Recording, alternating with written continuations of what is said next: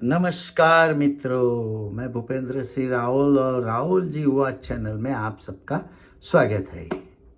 मित्रों, कभी कभी मुझे लगता है मैं ही भगवान हूँ। चलो, ये तो हंसी मजाक की बात हो गई, लेकिन एक ऐतिहासिक पात्र है, बहुत बड़ा फेमस पात्र है। आप सबको पता है, जो भी हिस्ट्री पढ़ा है और हम सब पढ़े हैं तो सबको पता है। आप सब लोग सिकंदर को जानते होंगे। सिकंदर जो आज तक जितने भी बड़े जनरल हुए हैं, सेनापति बोलते हैं, जनरल हुए हैं, योद्धा हुए हैं, उसमें सबसे पहला नंबर आता है सिकंदर का। फिर दूसरा मुझे याद नहीं है, एक जूलियस सीजर का भी आता है, नेपोलियन का भी आता है। तो ये सबसे पहले नंबर पर है सिकंदर, अलेक्जेंडर सिकंदर। और अलेक्जेंडर सिकंदर ग्रीस में एक छोटा सा राज्य था उस समय। मैसेडोनिया नाम का एक छोटा सा राज्य था और उसका ये राजा था।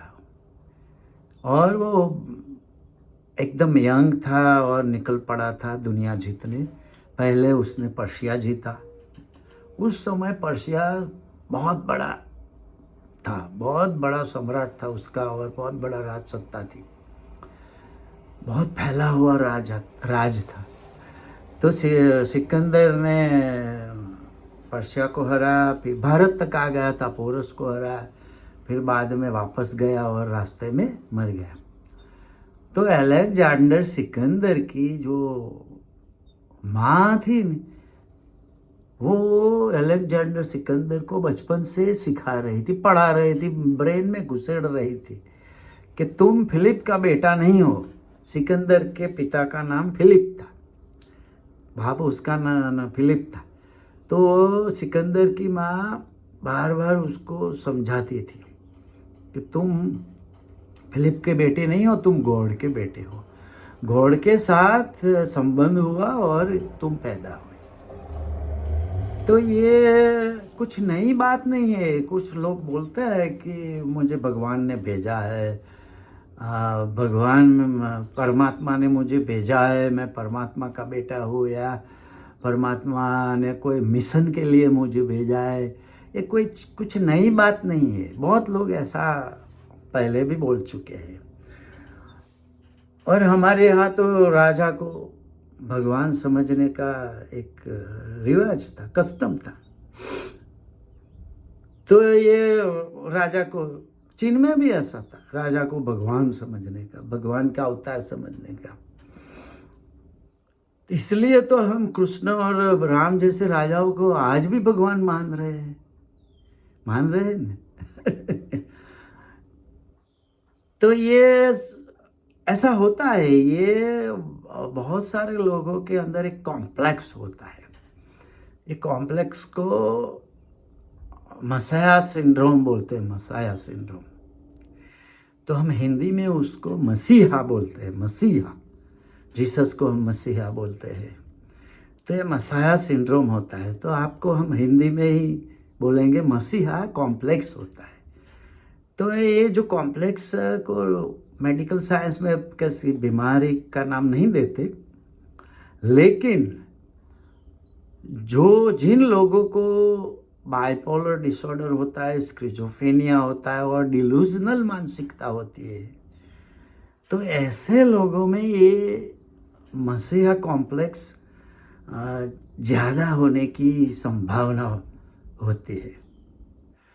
और ऐसे लोगों को और ये कॉम्प्लेक्स में क्या होता है, ऐसे कॉम्प्लेक्स से पीड़ित लोगों को लगता है कि हम मसीहा है, हमको परमात्मा ने भेजा है और हम लोगों का उद्धार करने आए हैं। ये सब लोग दुखी है, तो दुखी जनों का उद्धार करने हम आए हैं, हमने जन्म लिया है, और हमको परमात्मा ने भेजा है। एक कॉम्प्लेक्स है। तो ऐसा बहुत बार होता है लोगों को। हमारे यहाँ कुछ संप्रदाय के गुरु खुद को भगवान मानते हैं। उत्तर भारत से एक संप्रदाय पैदा हुआ था, गुजरात में बहुत फैला हुआ है। तो उस संप्रदाय में जितने भी गुरु हैं सबको भगवान मानते हैं। 500 साल पहले संप्रदाय के जो स्थापक थे, तो उनके जितने भी वंशज आज 500 साल में जितने भी बच्चे हुए, जितनी भी पीढ़ियाँ हुई है, सबको भगवान मानते हैं। उनके चेले शिष्यगण सब मानने वाले सब, और वो ऐसा ही बिहेवियर करते हैं कि खुद भगवान है। तो और एक मैं नाम नहीं लेना चाहता हूँ, लेकिन आप लोग समझ जाएंगे। दूसरा एक संप्रदाय अभी 200 साल में पैदा हुआ है, तो ये नया संप्रदाय 200 साल पुराना है, बहुत ज़्यादा पुराना नहीं है। तो उसके संप्रदाय के जो मानने वाले हैं वो, और तो वो मानते हैं कि भाई जो हिंदुओं के जो भगवान है राम कृष्ण महादेव, सब हमारे गुरुओं के दर्शन करने आते हैं, हमारे भगवान के दर्शन करने आते हैं, हमारे गुरु के पांव पड़ते हैं। तो कुछ विरोध होता है। हिंदू, ये सब हिंदू है, लेकिन अंदर अंदर मेरा गुरु ऊंचा है तुम्हारे भगवान से, इसलिए तुम्हारा भगवान राम कृष्ण महादेव सब हमारे गुरु के पांव पड़ने आते हैं, दर्शन करने आते हैं, ऐसा स्थापित करते हैं ये लोग। तो ये सब चलता है, बहुत सालों से चलता है, हजारों सालों से ऐसा चलता है। लोगों को लगता है हम ही भगवान हैं, मैं ही भगवान। तो मेरा जन्म उद्धार करने के लिए हुआ है। ये मसीहा सिंड्रोम है, मसीहा कॉम्प्लेक्स बोलो, मसाया कॉम्प्लेक्स बोलो, जो भी बोलो। तो हमारे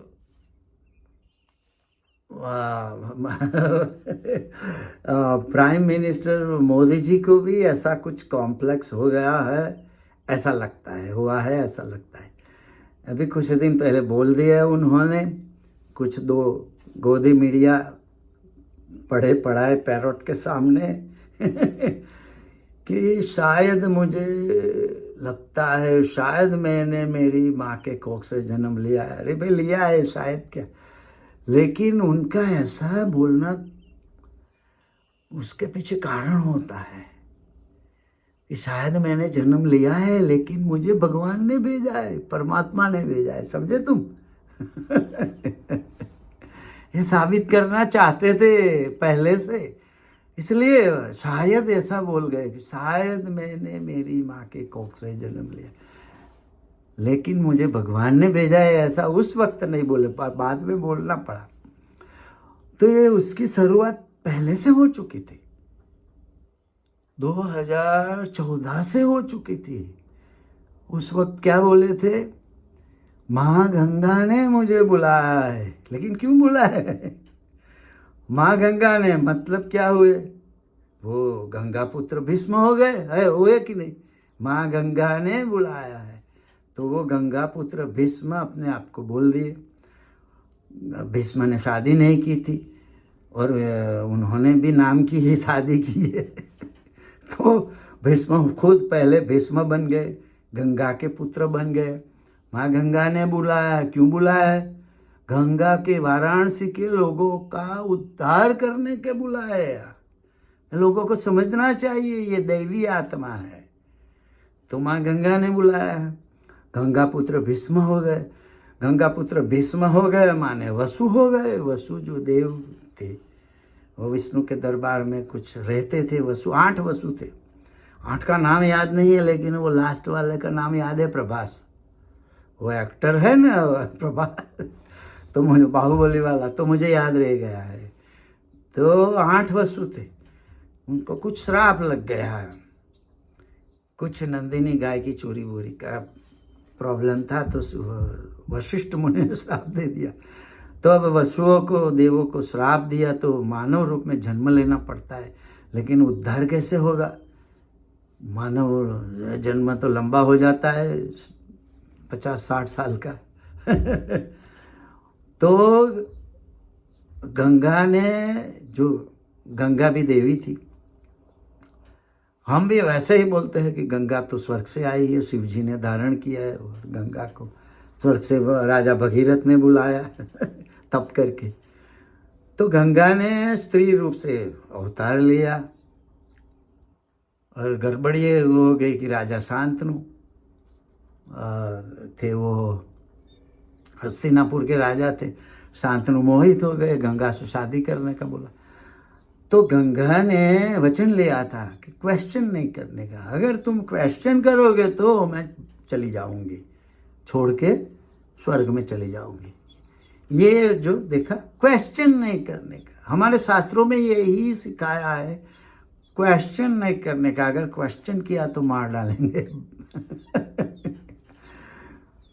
तो एक बच्चा पैदा हुआ तो गंगा ने नदी में डुबो दिया, मार डाला, फेंक दिया, बहा दिया। शांतनु तो चुप रहे, बोले नहीं, क्योंकि क्वेश्चन करेंगे तो गंगा चली जाएगी, तो बोले नहीं। एक को मार दिया, दूसरे को मार दिया, तीसरे का जन्म हुआ उसको भी मार दिया। 7 पुत्र हुए, 7 को मार दिया। ये 7 वसु थे। गंगा उद्धार करती रही, लेकिन शांतनु को समझ नहीं आया, ये सब स्टोरी पता नहीं थी। वो तो मनुष्य है, देवों की स्टोरी है, मनुष्य के समझ में नहीं आते। ये देव है, ये देव की समस्या भारत के जनता को समझ में नहीं आएगी। हमारे मोदी जी देव है।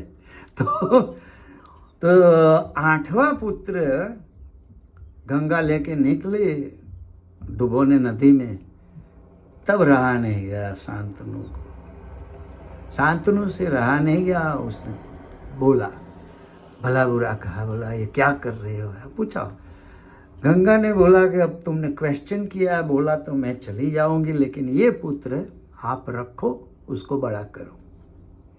फिर कहानी बताई कि ये सब देव थे, वसु थे, 8 वसु थे, उसमें से 7 को मैंने मार दिया। तो 7 को मैंने मारा नहीं है, उद्धार किया है। हमारे यहाँ ऐसा ही है, हम लोगों को मारते नहीं है, हम उद्धार करते। हम गरीबों को मारते नहीं है, उद्धार करते हैं, गरीबी से उनका छुटकारा दिला देते हैं, समझे। तो ये 7 को तो उद्धार कर दिया, लेकिन अब तुमने क्वेश्चन कर दिया तो मैं चली जाती हूँ। और ये 8वां है वसु, उसको रखो और पाल और बड़ा करो। तो वो हुए भीष्म पितामह। और फिर गंगा तो चली गई। अब शांतनु क्या करेंगे, मत्स्य कन्या के पीछे मोहित हो गए। मत्स्य गंधा बोलते हैं। तो मत्स्य कन्या सत्यवती नाम तो बाद में रखा दिया होगा, तो उसके पीछे मोहित हो गए। सत्यवती ने एक शर्त रखी। शर्तों पे लग्न होते हैं भाई, मेरे शादियाँ सब शर्तों पे ही होती है। एक शर्त रख दी कि भाई मेरा पुत्र राजा बनेगा। ये जो भीष्म सबसे बड़ा है वो राजा नहीं बनेगा। देवव्रत नाम था उसका। भीष्म तो प्रतिज्ञाली बाद में कहलाए। तो ये देवव्रत राजा नहीं बनेगा, सबसे बड़ा है। लेकिन तो राजा शांतनु तो घबरा गए कि ये क्या, लेकिन देवव्रत ने बोल दिया कि हाँ मैं राजा नहीं बनूंगा, आप मेरे पिताजी से शादी कर लो। तो फिर गंगा ने और सत्यवती वो मत्स्य गंगा ने और शर्त रख दी एक और, कि तुम तो राजा नहीं बनोगे, लेकिन तुम्हारा लड़का बन गया तो तुम्हारा लड़का मेरे लड़कों को मार के भगा देगा और राजा बनेगा। तो तब देवव्रत ने प्रतिज्ञा रखी कि मैं आजीवन ब्रह्मचारी रहूंगा और शादी नहीं करूंगा तो बच्चे पैदा नहीं होंगे। तो भीष्म पितामह इसलिए बोलते भीष्म प्रतिज्ञाली। तो ये भी हमारे भीष्म पिता हैं। वो शादी नहीं किए हुए थे, उन्होंने नाम की शादी की है। वो गंगा पुत्र थे भीष्म, ये भी गंगा पुत्र हो गए। माँ गंगा ने बुलाया, ऐसा बोलकर तुमको बता रहा है कि मैं गंगा का पुत्र भीष्म हूँ। और अब ये थोड़ा कम पड़ता है, अब थोड़ा ज़्यादा होना चाहिए ना। तो उन्होंने बोला, अब परमात्मा ने बुलाया है तो मैं परमात्मा का पुत्र हूँ। ऐसे जैसे वो सिकंदर की माँ बोलती थी अलेक्जेंडर की कि तू परमात्मा का पुत्र है, गॉड का पुत्र है, तू फिलिप का बेटा नहीं है, तू भगवान का पुत्र है। वो ऐसा दैवी है, तू कुछ मिशन है तेरा। तो सारी दुनिया जीतनी है। तो ये आपको बता रहे हैं कि मैं भगवान का पुत्र हूँ। अब ये खुद बता रहे। माता जी तो बहुत भोली भाले थी। मोदी जी की माता जी को तो हम प्रणाम करते हैं, उसका तो कोई दोष ही नहीं है। वो तो भोली भाली मदर थी, जैसे टिपिकल माँ होती है वैसी ही माँ थी। लेकिन ये मोदी जी खुद अपने आप को भगवान बता रहे हैं। उसके पीछे भी कारण है कि लोगों ने पहले ही भगवान बना दिया है। मोदी जी तो आज बोले कि मुझे परमात्मा ने भेजा है, लेकिन मोदी जी के जो भक्त है वो तो पहले से बोल रहे हैं कि मोदी जी भगवान है। कोई चंपत राय ने बोल दिया था कि मोदी जी भगवान है, राम के अवतार है, किसी ने बोल दिया था, किसी और ने भी बोल दिया था, बहुत सारे नेताओं ने बोला है, कंगना रनावत ने भी बोला है कि मोदी जी। अब अचंभित करने वाला जो है संबित पात्रा है, मैं तो उसको अचंभित पात्रा बोल रहा हूँ। अब संबित पात्रा ने क्या बोल दिया, भगवान जगन्नाथ मोदी जी के भक्त है, तो मोदी जी ऊंचे हो गए भगवान जगन्नाथ से। देखो ये स्ट्रेटेजी देखो तुम। क्रोनोलॉजी समझिए। अब मोदी जी को भगवान से ऊपर उठाना है, तो भगवान जगन्नाथ मोदी जी के भक्त है, ऐसा संबित पात्रा ने बोल दिया। माफी मांग ली, लेकिन बोल तो दिया, जानबूझ के बोला है। सो हमारे एक संप्रदाय, गुजरात का एक बहुत बड़ा फेमस संप्रदाय है, उसके शिष्य लोग ऐसा ही बोलते हैं कि शंकर हमारे गुरु के दर्शन करने आते हैं, इंद्र आते हैं, विष्णु आते, कृष्ण आते, सब आते हैं गुरु के दर्शन। तो ये बड़े हो गए, भगवान नीचे हो गए, तो गुरु अब मोदी जी बड़े हो गए ना, मोदी जी बड़े हो गए, और भगवान जगन्नाथ थोड़े भक्त से तो भगवान ही ऊंचा होता है। तो अब मोदी जी को बोलना पड़ा कि परमात्मा ने मुझे भेजा है, लेकिन भक्तों ने तो पहले से ही उनको भगवान बना दिया है। ये भारत का दुर्भाग्य बोलो या सद्भाग्य बोलो, मुझे तो अब कुछ समझ में नहीं आता है। 77 साल पहले जो आज़ादी मिली, तब जो पहला प्राइम मिनिस्टर हमको कैसा मिला था, एथिस्ट था, रेशनल था, साइंटिफिक अभिगम वाला था, इसरो की स्थापना की, बड़े बड़े डैम बनवाए, विक्रम साराभाई को प्रेरणा दी इसरो बनाओ, तो आज हम कहाँ पहुँच गए, मंगल मिशन तक पहुँच गए।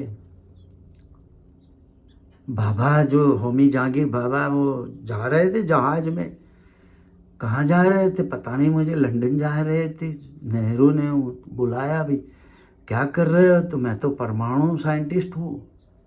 तो अरे भाई कहा, अब चलो भारत में बनाओ। तो यहाँ भी बनाया, सब परमाणु संशोधन केंद्र बनवाया।